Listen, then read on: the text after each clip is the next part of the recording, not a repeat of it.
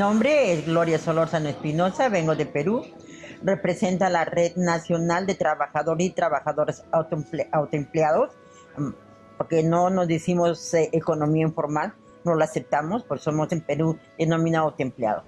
Estoy aquí en Hábitat 3 porque somos parte de la ciudad que queremos.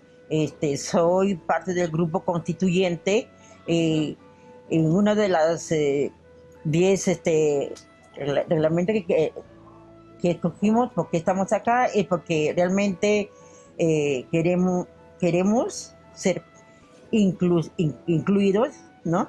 Porque en el Perú nos sentimos excluidos por malas políticas de gobierno, ¿no? Por ejemplo, hay gobiernos que se presentan normas donde nosotros fuimos parte de construcción de una ordenanza donde decíamos, bueno, pues ahora es nuestra oportunidad, ya tenemos reconocido nuestros derechos, el uso de la vía pública, a trabajar con autorizaciones, ¿no? Ya teníamos pagábamos nuestra declaración jurada para poder trabajar 2-3 años, pero con el cambio de gobiernos, las políticas son borradas. Entonces, hoy tenemos que empezar de nuevo. Por eso nos sentimos excluidos. Pero acá queremos ser incluidos, porque nos sentimos así. Que si queremos una ciudad para todos, es que nosotros también seamos parte de. El otro, lo que nos llama Hábitat 3, es nos sentimos económicamente activos. ¿Por qué?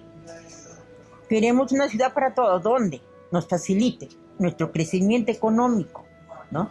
Donde nos presten servicios de la protección social, la seguridad social, donde quizás nos ayuden a capitalizar nuestro negocio con el apoyo de las entidades bancarias, ¿no? Donde quizás nuestras cotizaciones que sea vaya a un fondo único de este sector autoempleados. Eso es para nosotros ser inclusivo y económicamente activa. Her name is Gloria Solorzano Espinosa.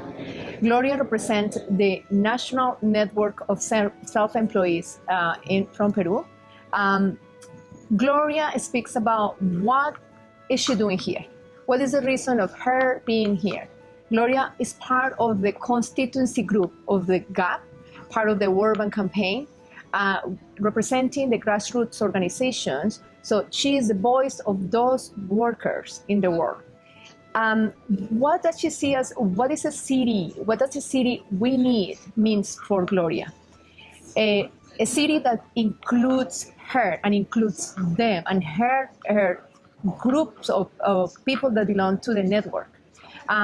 In this particular case, Gloria's in Lima had an ordinanza that was passed, a bylaw that was adopted by the city, where the informal workers were given rights that they were fighting for, the rights to be recognized, the rights to be able to use the space to use for livelihood purposes, the rights to have a business.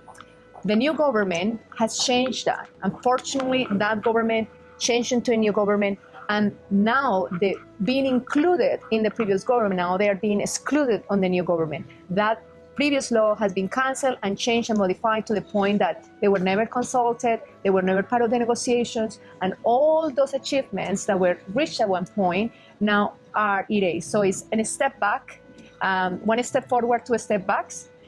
What do I see as well as an economically vibrant city? It's a city that is including her with social services, with health services, that is allowing her to have the business and to be able to trade without the punishment that the city at this point is offering. So it's being excluded, and she wants to be included. And that's why she's making a very strong stance and a big effort to be here to make sure that her voice, in representing the voice of the informal workers, is included in the table of the negotiation and is heard by the municipalities, by the national governments, by the global community to influence a change and to include people in the new urban agenda.